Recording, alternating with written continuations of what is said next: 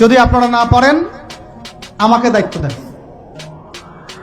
আমাদেরকে বলেন যে ভাই বা ছোট ভাই, তোমাকে আমি 1 বছর সময় দিলাম, শিক্ষার বিষয়গুলো গোছায় দাও। বিনা পারিশ্রমিকে ইনশাল্লাহ করে দেব, কোনো সমস্যা নেই।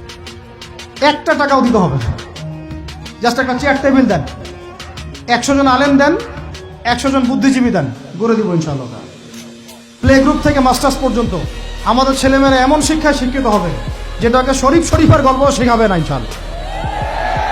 বরং আমার ছেলে পাইলটও হবে, বিমানও চালাবে, আমার ছেলে ইনশাআল্লাহ হাফেজে করানো হবে, আমার মেয়ে ডক্টরও হবে ইনশাআল্লাহ, আমার মেয়ে আয়েশা রাদিয়াল্লাহু আনহার মতো মুহাদ্দিসও হবে ইনশাআল্লাহ। আমাদের এক ভাই সে রাজনীতিবিদও হবে ইনশাআল্লাহ, জুমার খুতবাও দিতে পারবে ইনশাআল্লাহ।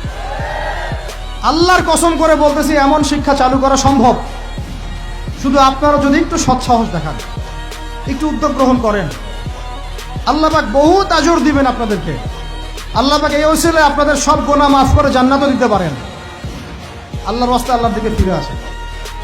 আমি আপনাদের সবচেয়ে শ্রেষ্ঠ বন্ধু, আমাকে শত্রু মনে করেন না।